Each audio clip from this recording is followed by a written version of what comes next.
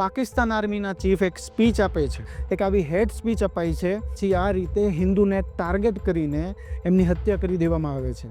હવે ઘણા સેક્યુલર લોકો એમ કહેશે કે આતંકવાદનો કોઈ ધર્મ નથી હોતો, પણ જે લોકો આતંકવાદીના લીધે મરે છે ને એ લોકોનો ધર્મ હિન્દુ જરૂર હોય છે. ક્યાં સુધી મારા દેશના કિશન ભરવાડ જેવા યુવાનો પોતાનો જીવ આપતા રહેશે? આ વિડીયો ખાસ મારા હિન્દુ ભાઈઓ બહેનો માટે. 22 એપ્રિલ 2025 આ દિવસ યાદ રાખજો. અને આ ફોટોમાં દેખાતા લોકો આજે જીવતા હોત જો એ હિન્દુ ન હોત. પેલા આ વિડીયો જોઈ લો, પછી આપણે આગળ વાત કરીએ. आप बोले ना मुझे क्या बोलते भेलपुरी खाने पे मेरा पति साइड में था, एक इंसान आया उसने उसको गोली मार दी. यहाँ पे उसने बोला कि शायद मुस्लिम नहीं है, उसने उसको गोली मार दी. जिस बंदे ने मेरे पति को मारा ना वो वही जा रहा था. मैंने उससे बोला मुझे भी मारो, हमें नहीं मारा. उसने बोला मोदी को बोलो. આ વિડીયો જોઈને મારા રૂવાટા ઊભા થઈ ગયા, મારું ખૂન ખોલી ઉઠ્યું. 22 એપ્રિલ 2025 લગભગ બપોરના 3 વાગે દેશના અલગ અલગ રાજ્યોમાંથી આવેલા લોકો જમ્મુ કાશ્મીરના પહેલગામ, કે જેને ભારતનું સ્વિટ્ઝરલેન્ડ કહે છે, ત્યાં એન્જોય કરી રહ્યા હતા. સુંદર વાતાવરણની મજા માણી રહ્યા હતા. અને એ લોકોને ક્યાં ખબર હતી કે આ જગ્યા એમની મોત બનીને આવવાની છે. અને થોડી વારમાં જંગલ સાઈડથી 4 થી 6 લોકો પોલીસનો વેશ ધારણ કરીને આવે છે અને લોકોની ઓળખ પૂછે છે. જાતિ નથી પૂછતા, ભાષા નથી પૂછતા, રાજ્ય નથી પૂછતા, પણ પૂછે છે હિન્દુ હે ક્યાં? અને જે લોકોએ હા પાડી એ લોકોની ગોળી મારીને હત્યા કરી દેવામાં આવી. અને જે લોકોએ હા ન પાડી એમને કલમા પડવાનું કીધું. અને તો એ લોકોને સંતોષ ન થયો તો એમના કપડાં ઉતારીને ચેક કર્યું કે આ કયા ધર્મનો છે, અને પછી એમની હત્યા કરી દેવામાં આવી. દેશના અલગ અલગ રાજ્યોમાંથી આવેલા નિર્દોષ લોકોની હિન્દુ હોવાના લીધે હત્યા કરી નાખવામાં આવી. એવા લોકો કે જે લોકો જીવનમાં પહેલી વાર ત્યાં ફરવા ગયા હતા, જેમનો આ લોકો સાથે કોઈ સંબંધ નહોતો, કંઈ પ્રોબ્લેમ નહોતી, પણ એમનો વાંક એક જ હતો કે તેઓ હિન્દુ હતા. તમને જાણીને નવાઈ લાગશે કે આજથી થોડા દિવસ પહેલાં 16 તારીખે પાકિસ્તાન આર્મીના ચીફ એક સ્પીચ આપે છે. પહેલા સ્પીચ જોઈ લો. That we are different from the Hindus in every possible aspect of life. Our religion is different, our customs are different, our traditions are different, our thoughts are different, our ambitions are different. હવે આ speech તમે જોઈ. આ સ્પીચમાં ભાઈ કહે છે કે આપણે હિન્દુઓથી બહુ અલગ છીએ, આપણું કલ્ચર અલગ છે, આપણો ધર્મ અલગ છે. એક આવી હેડ સ્પીચ અપાઈ છે અને એના થોડા દિવસો પછી આ રીતે હિન્દુને ટાર્ગેટ કરીને એમની હત્યા કરી દેવામાં આવે છે. તમે ક્યારેય સાંભળ્યું છે કે કોઈ ઇસ્લામિક મુસ્લિમ કન્ટ્રીમાં કોઈ મુસ્લિમને એટલા માટે મારી નાખવામાં આવ્યો કારણ કે તે મુસ્લિમ હતો? તમે ક્યારેય સાંભળ્યું છે કે યુએસએ, યુરોપમાં કોઈ ક્રિશ્ચનને એટલા માટે મારી નાખવામાં આવ્યો કે એ ક્રિશ્ચન હતો? બહુ શર્મની વાત છે કે આખા વિશ્વમાં ભારત જેવો દેશ છે જ્યાં સૌથી વધારે હિન્દુ રહે છે, એવા દેશના હિન્દુ નાગરિકને ધર્મ પૂછીને ગોળીઓથી વીંધી નાખવામાં આવે છે. તમે ક્યારેય ચીનમાં આતંકવાદી હુમલાનું નહીં સાંભળ્યું હોય.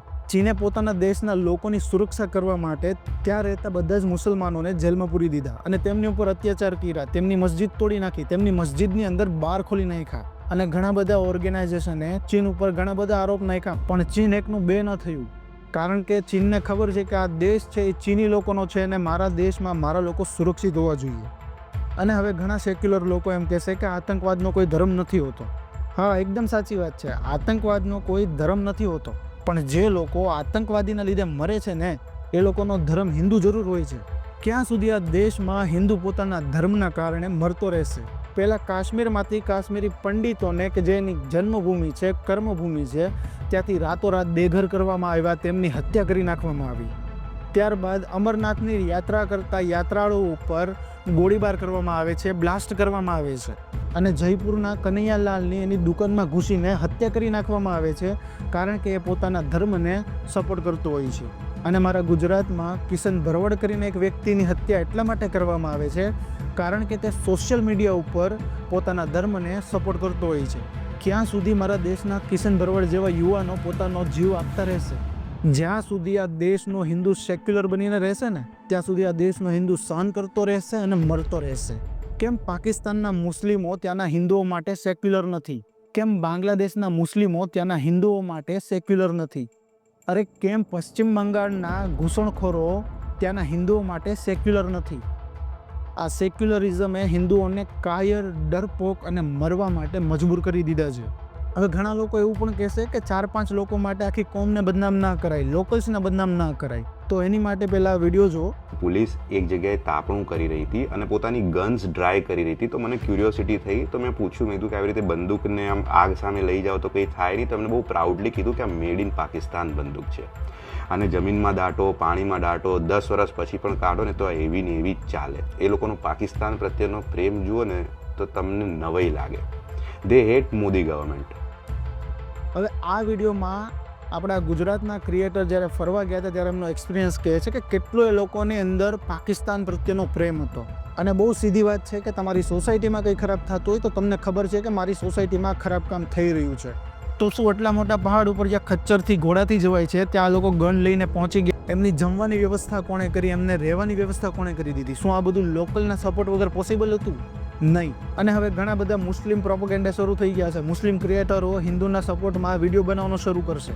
પણ તમારે યાદ રાખવાનું છે કે આ બધું શું કામ થયું છે અને કઈ રીતે થયું છે.